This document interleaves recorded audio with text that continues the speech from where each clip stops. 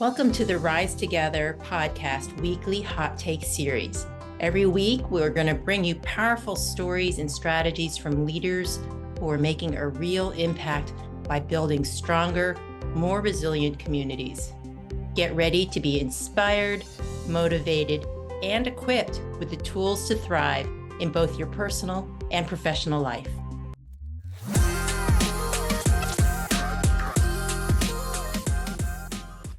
Everybody, and welcome. My name is Beth Almaris, and I am with the Foundation for Family and Community Healing.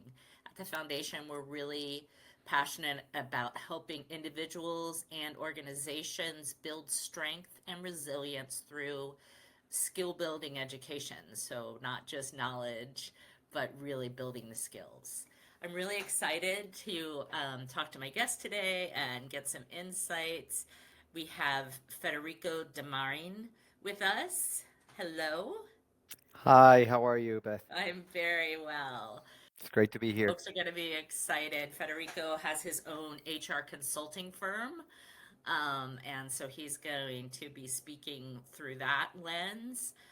We're really excited to hear your story and get some insights. So, you ready to get started? Absolutely. Excellent. So why don't you tell me a little bit about your organization and who you serve and how you got started? Sure. The company I created as a founder, it's called Minds at Work. Basically, it's helping small and mid-sized companies find their way through HR, either as a startup or getting specific services, instead of starting building and taking down and rebuilding HR functions because they're too expensive or unnecessary. I help them make those steps using my expertise of 25 years in corporate HR. How did it all started? Yeah.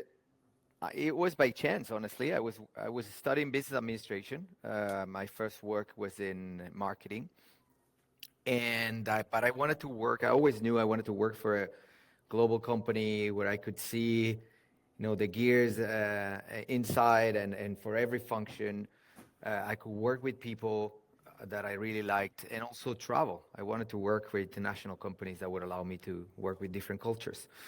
That brought me to HR and Reuters back then, the news agency, and an amazing company, very strong culture, oriented about values and purpose, which is something that I'm very much fond of when it comes to seeking a company.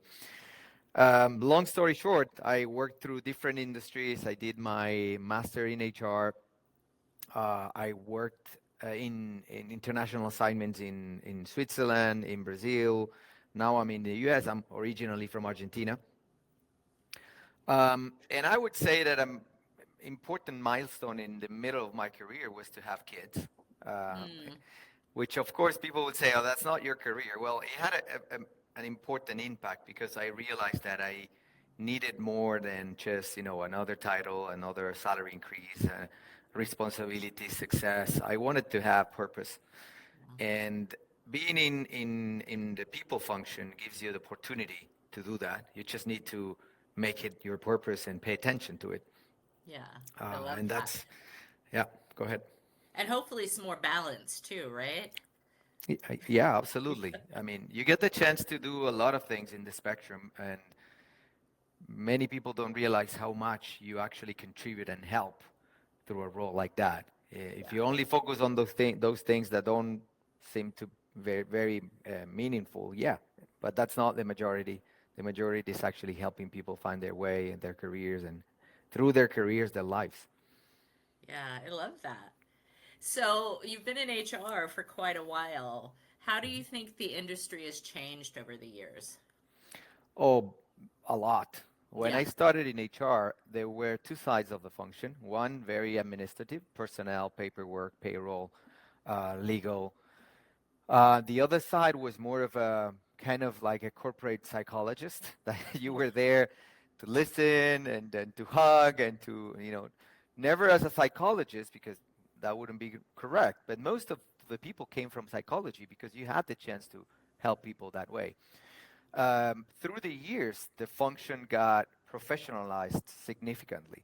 You need to learn about finance, you need to learn about marketing, processes, analytics. You need to understand businesses because you need to recruit people from all different functions, and they need to know. You need to know what they're doing. You connect with every part of the company, and you need to understand what they do. And the last piece is the strategic side. You're in, suddenly on the table. You were invited after showing your value, so you get to work on very interesting long-term things that could change and reshape the company. So it has definitely changed a lot and moved into the spotlight. And what do you think is the biggest challenge or one of the biggest challenges facing the HR industry these days?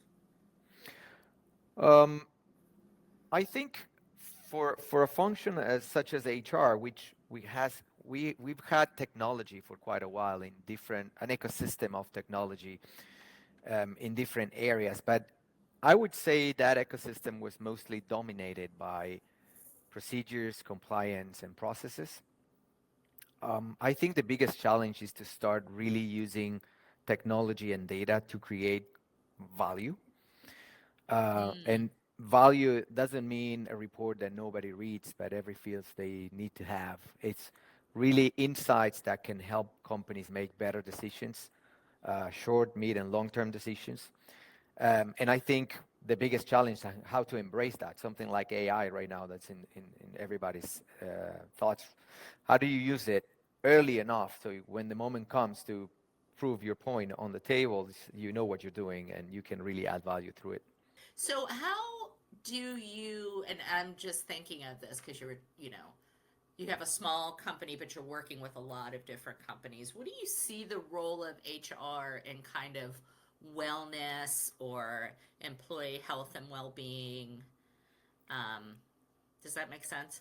Yeah, of course. And I think the HR is the catalyst of that. You're supposed to be the advocate for the people in the organization, their welfare and well-being, because if they have that, they can be at their best. At the end, it's not like everything is about money, but a company without results and without financial health is not sustainable. And when a company is not sustainable, people lose their jobs. So at the end, if you really want a company to thrive and their people thrive with it, you need to have healthy people. You need to have them focused on value and not just their basic needs. You know, like the pyramid of needs is very relevant still. If people are worrying about health, they're worrying about having their home, worrying about basic needs they have, whether by themselves or their families. It's very hard to worry about high level goals for a company. Yeah, So I for think it's sure. it's crucial, and I think the HR function is the one that's supposed to advocate for it. Yeah. Do you have any examples of some really good health or wellness practices you've seen organizations implement? Yeah, sure. The last company I worked for as a CHRO, um, it's a media advertising company, Group M. They had a very strong wellness program. Not just about benefits. It's not just about giving people benefits, but it's really about having people there that are willing to listen, willing to help. We have a network of people dedicated to give support if you need them. They will be trained into doing it. You have a mindfulness, so giving people space, even through the pandemic, to go through their own personal journeys and having someone there that can, hey, I'm here to listen if you need me. Um, and I think that's really valuable because it wasn't just I'll help you, but you give me a top performer rate. No, it was not asking something for it. It was just being there and people with a true heart to help. A lot of them from HR, but some others from other functions, but just the heart of helping. And I think that feeling of being supported outside of your boss, outside of HR, even because it's not necessarily your HR. It could be someone in another country that is just to listen and give you some help when you need it. I think that was very interesting um, as a program. Yeah, that's fantastic. It really aids in creating a culture where people can really thrive, and ultimately that impacts the bottom line, which we hear so much about. But Of course, I mean, everything impacts the bottom line, everything. And I mean, most companies, people are the biggest, most important asset they have. If they understand that, and they understand that they're human beings, they're not machines, they're not, buildings. That asset needs special care, special consideration. You understand that there are lives behind those job descriptions, and the more you understand how to help those human beings on the other side of the desk, the better person they will. It's the better person will come to work every day. The best. yeah, yeah. So as you're working on growing your firm, what areas are you focusing on over the next few years? I mean, the most important thing, as I said, is you, especially for small and mid-sized companies, it's important that they don't make important mistakes as they go through. These companies tend to start, spending money in things because they get investment from venture capitals or private equity. They start spending money left and right because they're told, look, you need to take care of your people, so you need someone in HR, you need HR, and they start doing things. And unfortunately, it could easily become a burden or something they don't really understand what is it that they're doing. Next step is they start cutting it out. So those fluctuations create damage. The company becomes unstable. So what I try to do is to help those founders have a very sustainable way of touching their people, managing them, so they can get loyalty, where they can get performance, where people feel they have a purpose other than just making someone else rich. Um, and I help them build flexible structures.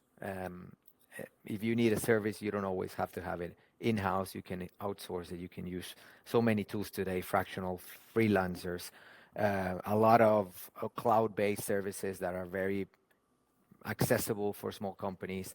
And as they grow up, how do you start working on leadership? How do you start working on coaching? As a founder and leader, how do you start working on yourself? Because if you have a healthy founder and a healthy leader, you surely have a healthy, or the basis for a healthy company, and the other way around works too. Yeah. So leaders need to take care of themselves. They need to, it can be very lonely. So I help them also with executive coaching and support, help them find a way through their strategy, and so they feel supported. They have someone they can talk to, and no, it's not someone that is putting money as an investor. It's just someone that is caring for you and your company and your well-being. That's fantastic. Well, this has been really fascinating. What is the best way for folks to get in contact with you if they're interested in learning more or working with you? What's the best way? I mean, the easiest way is through LinkedIn. You can find me directly there. You can have all my information. You can have my website to see what I'm about, my purpose, what I've done, the people I've worked with. I think it's the easiest way. Through my name, you can find me easy. Excellent. Yeah, and it's a great name, so everyone should be able to find Federico. Thank you. Yeah, thank you so much. This was a great conversation. I know that folks are going to get a lot out of it, and we will see you next time, everybody. Thanks again. Thank you, Beth. Thank you for joining us today on our Rise Together podcast weekly hot take series. We hope you've been inspired by today's stories and strategies for building stronger, more resilient communities. Remember, resilience isn't just about bouncing back. It's about growing through every challenge to become bigger and better. If you've enjoyed this episode, please make sure to subscribe, leave a review, and share it with somebody who could benefit from these insights. Stay connected, stay resilient, and we'll see you next time.